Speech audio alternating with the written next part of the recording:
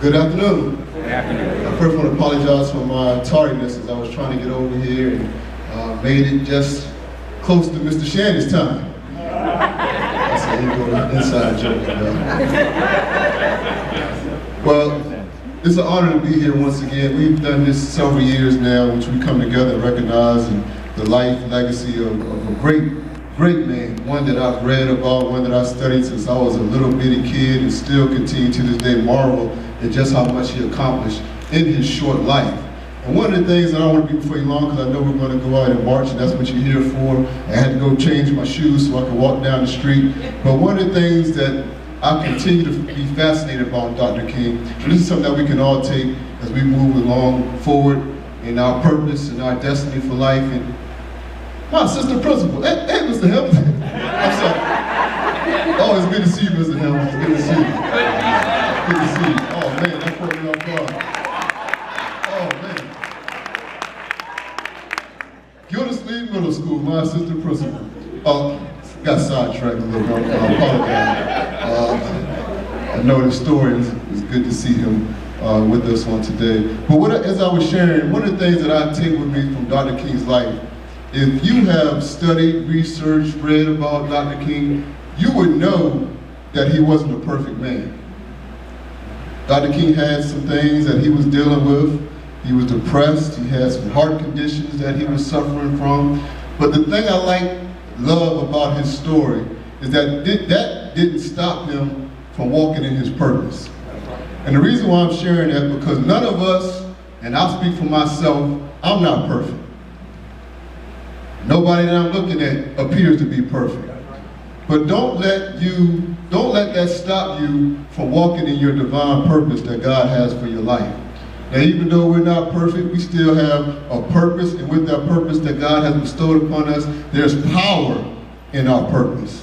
So I just want to stop as we commemorate such a great man, his life, his legacy. Just remember that don't let our imperfections stop us from the purpose in our life.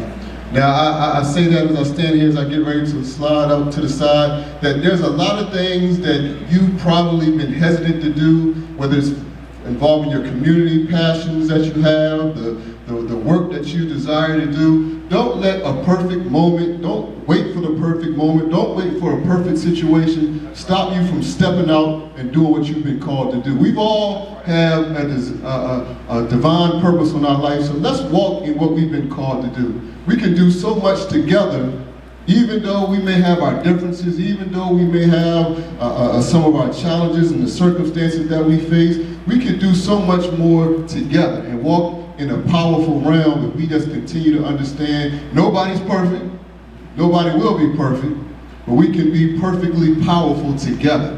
So let's remember that as we celebrate the life of Dr. King on today, and I look forward to marching down Ward Boulevard with you.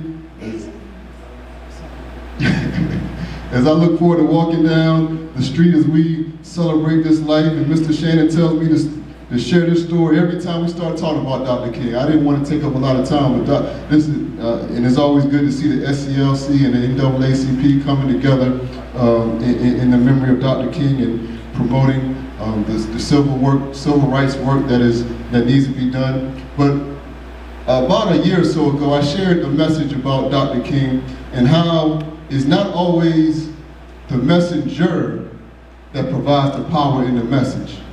Now, when he gave his I Have a Dream speech back on Washington Memorial, he really didn't have it written down that he was going to talk about his dream.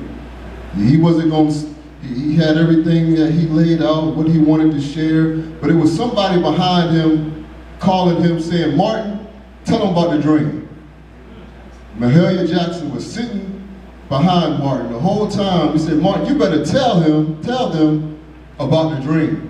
And as Martin was going on with his speech that he so eloquently crafted, he heard Mahalia Jackson in the back telling him what he needs to say, and he got off script and started sharing that he had a dream. Why did I share that with you? Because it's the people that push us from the back.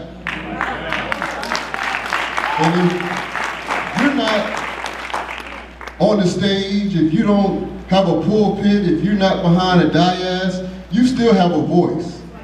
And we as your elected officials, we are responsible to hear from you. We may not always agree, but we have a way that we can have dignified dialogue and continue to walk in the purpose of what God has called each and every one of us to do. Some of us were to lead from the front, some of us are lead from the back. But no matter what it is, we have to lead, listen, understand we're not perfect, and continue to walk in our powerful purpose. And that's all I wanted to share with you on today. I look forward to being and locking up arms with you and celebrating the life and legacy of Dr. Martin Luther King. Thank you all, and God bless.